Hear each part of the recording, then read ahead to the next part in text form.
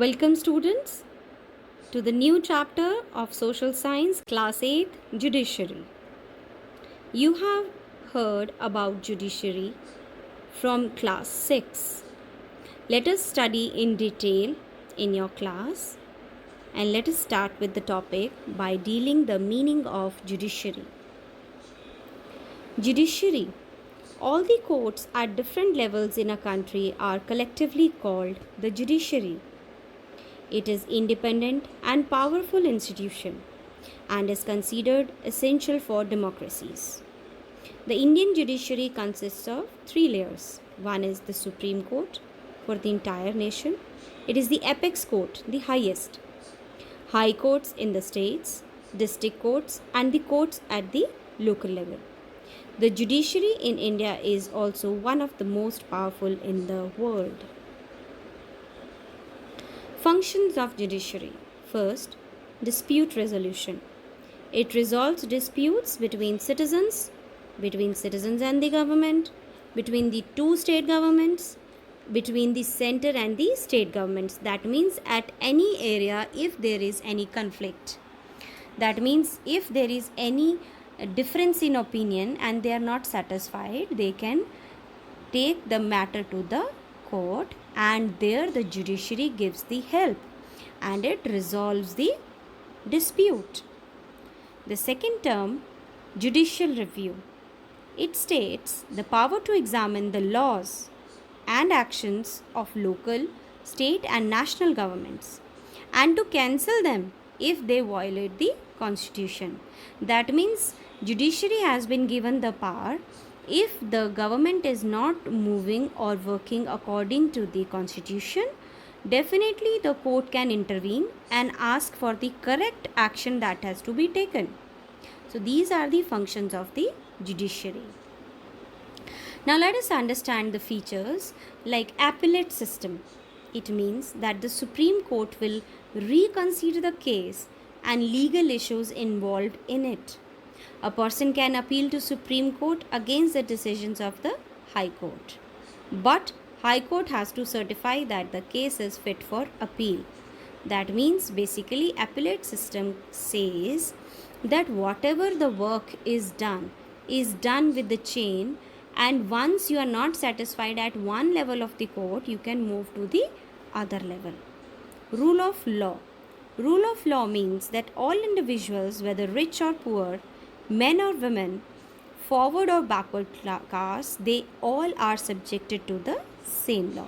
Basically, in the eyes of law, everyone is equal. That is why we have personified a lady to your law with blindfolded eyes and having a balance. That means she doesn't know anyone who the person is and only weighs with the witness and evidences and declares the judgment. Role of judiciary.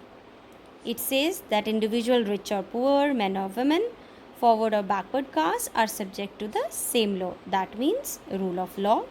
Judiciary protects rule of law and ensures supremacy of law. It safeguards rights of the individual, settles disputes in accordance with the law. Now let us check. Why do we need independent judiciary? Independent judiciary was required and it was kept at the time of framing of constitution so that everyone is equated and having his own individualistic place. All the organizations, all the people, every entity should have a specific area of exercise of freedom, of rules and regulations and everything. And whenever they are kept to be in the proper track, the judiciary comes into action. Other organs of government like executive and legislature must not restrain the functioning of judiciary.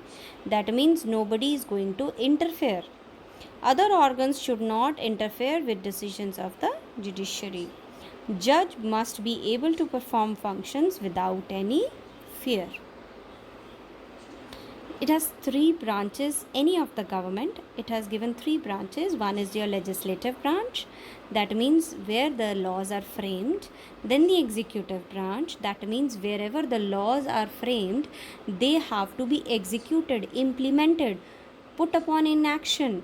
So the third branch, what does it do? Judicial, they keep a check whether whatever has been made by the legislature, executed by the executives, is properly implemented, so that judiciary ensures the working is done properly.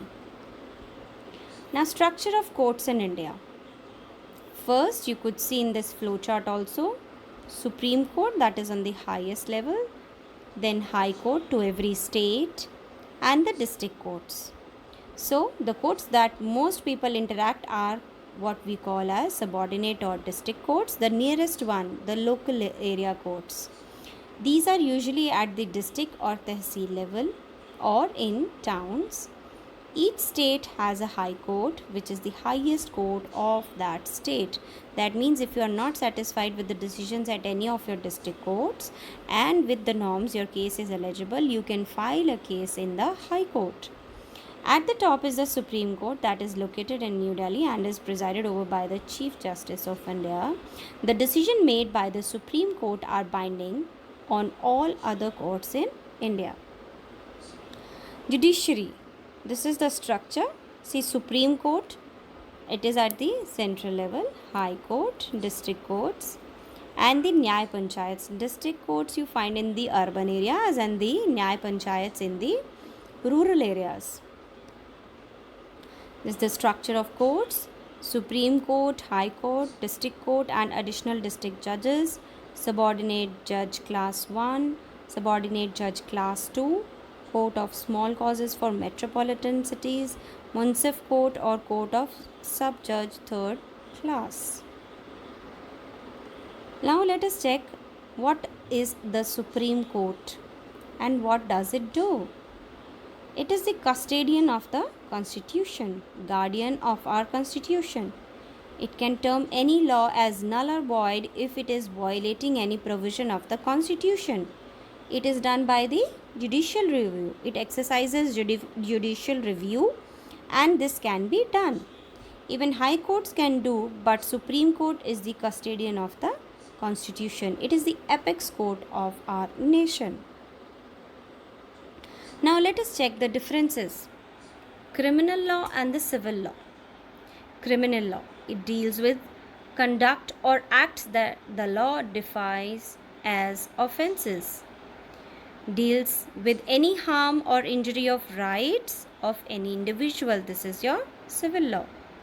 It usually begins with lodging of FIR with the police. In case of criminal case, an investigation follows. In case of civil law, a petition has to be filed before the relevant court by the affected party only. Criminal law, if found guilty, the accused can be sent to a jail and also fined. For civil law, the court gives the specific relief asked for. In case between a landlord and a tenant, the court can order the flat to be vacated and pending rent to be paid. So this is the difference between criminal law and the civil law. Now let us check the difference between our Supreme Court and any high court. First, Supreme Court. This is the union court and the apex institution of the united court system. Then, the judges of the Supreme Court cannot be transferred and cannot be promoted. The Supreme Court only has the power to take decisions regarding the constitutions. Basically, these are all the basic features of your Supreme Court. Then, let us see what High Court states. It is constituted in every state. Every state is having its own High Court. The judges of the High Court are transferable to other High Courts. They can be promoted up to judge of the Supreme Court. The High Courts are bounded to obey the decisions of the Supreme Court. Now let us check. PIL in India, what is it? Basically, public interest litigation. This gives the power to people, those who can reach court for their desired actions or desired rights, whatever they feel they are not given. The legal procedures take up a lot of time and involve lot of money. PIL was introduced by the Supreme Court in early 1980s and played an important role in giving justice to economically weaker sections. Through PIL, any individual or organization can approach the court on behalf of those whose rights have been violated. It is an important feature, PIL, and basically you must be knowing it. Even you grow up, you should know what can be done if your basic rights are being violated. And your last, Article 24. Constitution of India, it tells that everybody has right to food, everyone has the right to life, liberty and security of a person, right to life also. So all these features are explained so that one should be aware of what are the basic things which are available to an individual or a citizen of our nation.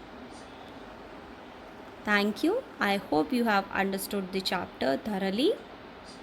So take good care of yourself.